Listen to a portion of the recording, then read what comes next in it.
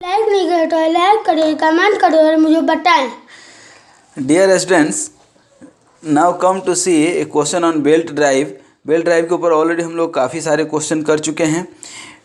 ये question number आइए हम लोग देखते हैं 6, ठीक ना।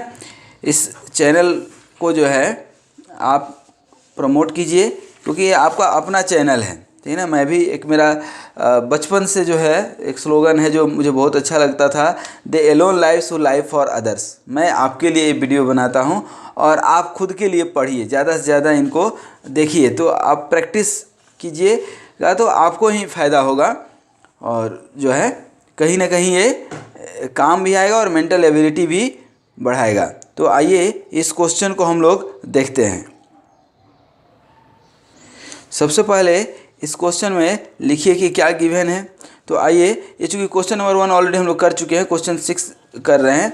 तो a leather belt is required to transmit 7.5 kilowatt. तो पावर सबसे पहले दिया है तो यही लिख लीजिए, जो दिया है उसको तो लिख ही लीजिए। सबसे पहले किलोवाट है तो चलिए हम किलोवाट ही ले लेते हैं। From a pulley 1.2 metre in diameter, तो D1 आपको दिया है 2.5 मीटर, ठीक है। उसके बाद रनिंग एट 250 RPM। N1 आपको दिया हुआ है, ये देखिए ध्यान दीजिएगा, from a pulley of 1.2 metre, और ये N1 आपको दिया हुआ है कितना, 250 RPM। The angle impressed is 165 degree. Angle impressed that means कि angle impressed that means angle of contact, angle of lap, ठीक है ना। इसी को कई नाम से हम जानते हैं, अपन बोलते भी हैं। तो एंगल इम्प्रेस्ड जो है आपको क्या दिया हुआ है, 165 डिग्री। ज़रूरत पड़ेगा तो इसको हम कन्वर्ट करके रख लेते हैं कहाँ पे, रेडियन में। तो इसको रेडियन में जब आप कन्वर्ट करेंगे तो it will come around 2.9 radian, ठीक है। इसको ध्यान रखिए। उसके बाद क्या कहता है, coefficient of friction between belt and पुली 0.3। तो म्यू का वैल्यू कितना दिया है, 0.3। If the safe working stress for the leather belt is 1.5 mega pascal, ठीक है। Density of leather, density that means की रो दिया हुआ है 1 मिलीग्राम पर मीटर क्यूब, ठीक है। एंड थिकनेस दिया हुआ है 10 mm। Determine the width of the belt, determine the width of the belt, ये विड्थ आपको निकालना है। Determine the width of the belt taking centrifugal tension into account. ये जो है यहाँ पे काम वाली बात है, सेंट्रीफ्यूगल टेंशन। अब ये सेंट्रीफ्यूगल टेंशन का पूरा कंसेप्ट आपको बता चुके हैं। टेकिंग सेंट्रीफ्यूगल टेंशन, ठीक है ना। ये सेंट्रीफ्यूगल टेंशन आपको लेकर के इस क्वेश्चन को सॉल्व करना है दोस्त, ठीक है। तो अब एक एक करके जो दिया है उससे हम धीरे धीरे आगे बढ़ेंगे, ठीक है। सेंट्रीफ्यूगल टेंशन का कॉन्सेप्ट अपने को मालूम है, क्योंकि जो मैक्सिमम टेंशन निकालेंगे उसमें सेंट्रीफ्यूगल टेंशन कंसीडर होगा, वो कंसीडर करना पड़ेगा, उसको आप छोड़ नहीं सकते हैं, ठीक है। तो ये मैकेनिकल पंडित चैनल पे ही थ्योरी ऑफ मशीन के प्लेलिस्ट में आप जब जाएंगे तो सेंट्रीफ्यूगल टेंशन का पूरा डिटेल डिस्क्रिप्शन आपको मिल जाएगा एक वीडियो में, ठीक है ना। अब आइए यहाँ पे सबसे पहले जो दिया है, एक एक प्रोसेस हम आगे बढ़े, क्या दिया है और क्या निकालना है। सबसे पहले जैसे N1 दिया है तो हम वेलोसिटी निकाल सकते हैं। क्या निकाल सकते हैं, पाई dN/60। तो पाई का वैल्यू हो गया, डी आपको दिया है 1.2 मीटर में ही है, कोई दिक्कत नहीं है, और ये 250 डिवाइडेड बाई 60। तो ये आपका सॉल्व करेंगे तो that will come around 5.7 metre per second, ठीक है ना। तो एक काम हो गया आपका। दूसरा चीज़ आपको मालूम है कि पावर इक्वल टू होता है T1 minus T2 into V, ठीक ना। देखिए यहाँ पे T1 T2 तो कहीं नहीं मालूम है हमें, कहीं कहीं दिया है क्या, कुछ नहीं दिया है, ठीक है।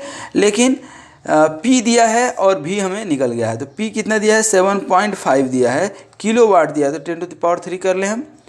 और ये T1 minus T2 into V कितना दिया है, 15.7, ठीक है ना।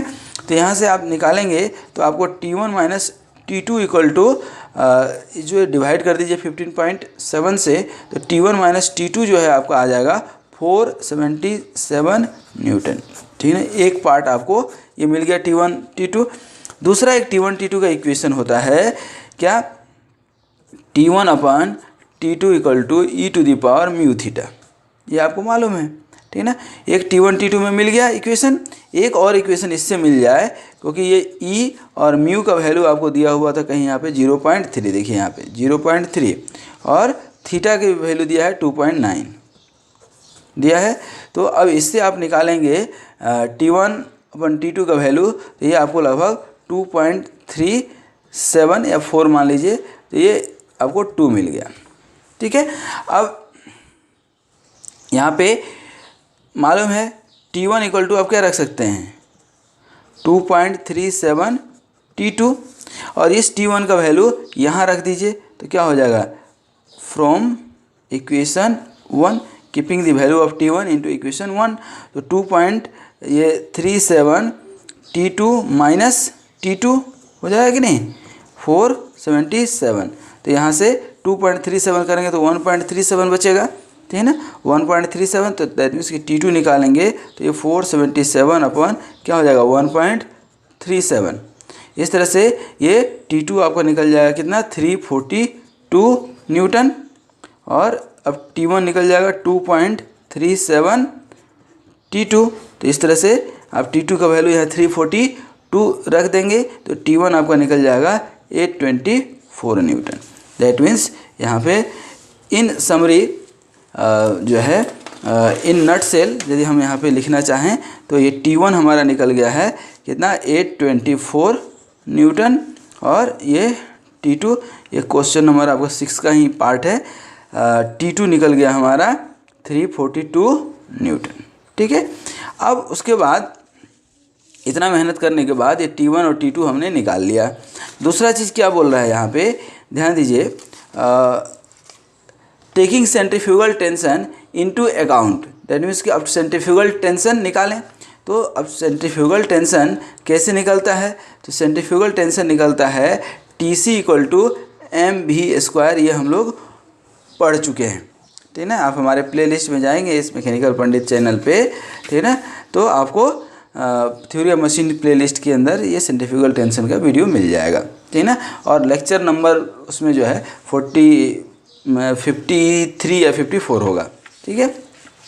तो एनीवे ये सेंट्रीफ्यूगल टेंशन हो गया आपका। अब mv² चाहिए, ठीक है ना, तो v तो मालूम है लेकिन m नहीं मालूम है, ठीक है ना। ध्यान दीजिए यहाँ पे कहाँ पे है ये आपका,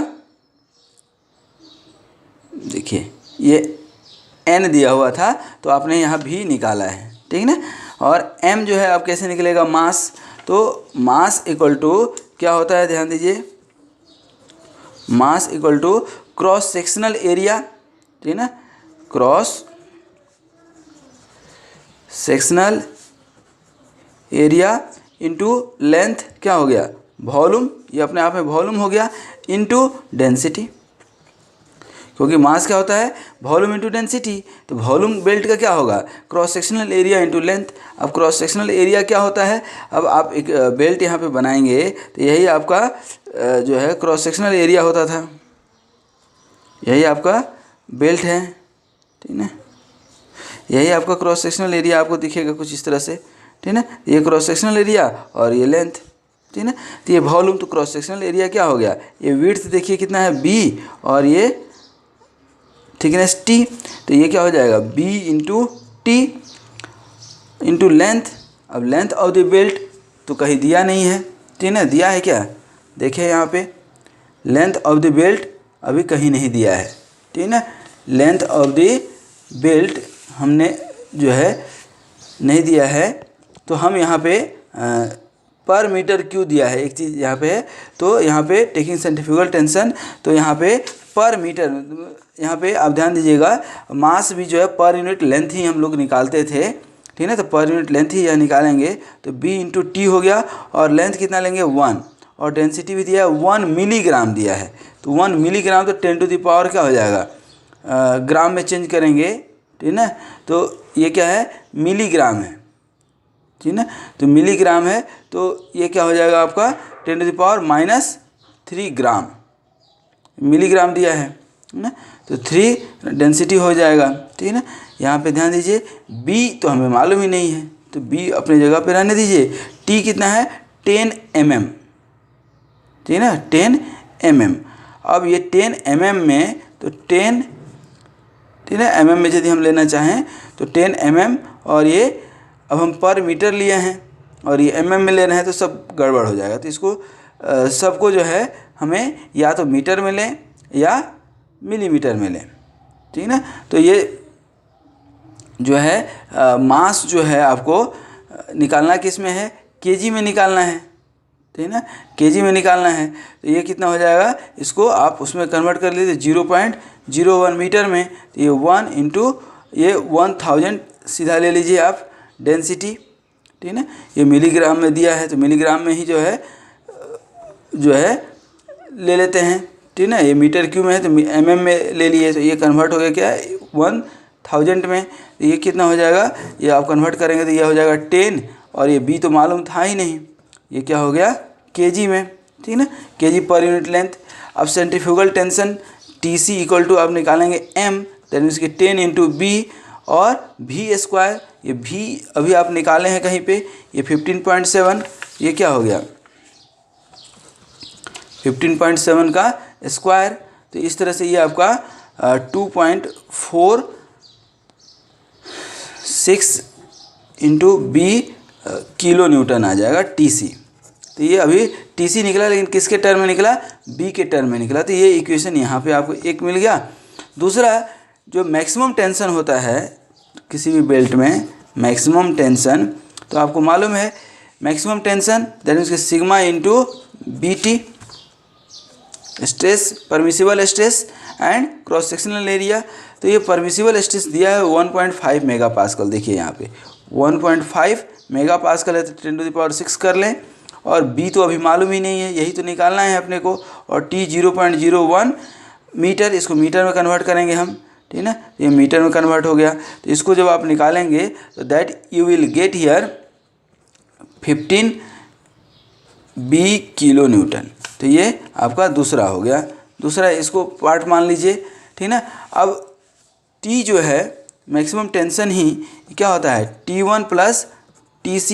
एक चीज़ ये भी मालूम है, ये भी एक इक्वेशन मालूम है कि मैक्सिमम एक तो ये है मैक्सिमम टेंशन का, और इसी का एक दूसरा भाई ये भी है कि maximum T1 plus TC। T1 क्या है, tension in the tight side, और ये सेंट्रीफ्यूगल टेंशन। तो देखिए ये मैक्सिमम टेंशन आपको ये निकल गया है, कितना निकला है 15 B किलो न्यूटन है, ठीक है ना। तो ये T1 भी किलो न्यूटन में हम ले लेंगे।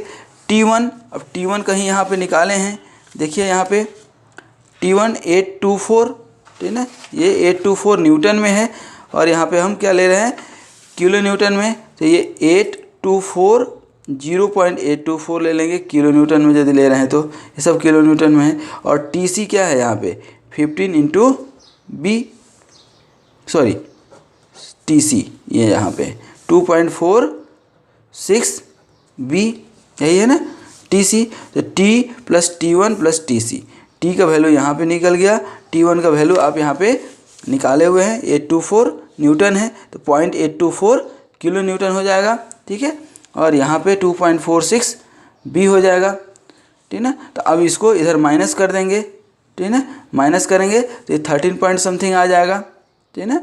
ये आपको 12 पॉइंट आपका 54 B इक्वल टू 0.824, ठीक है।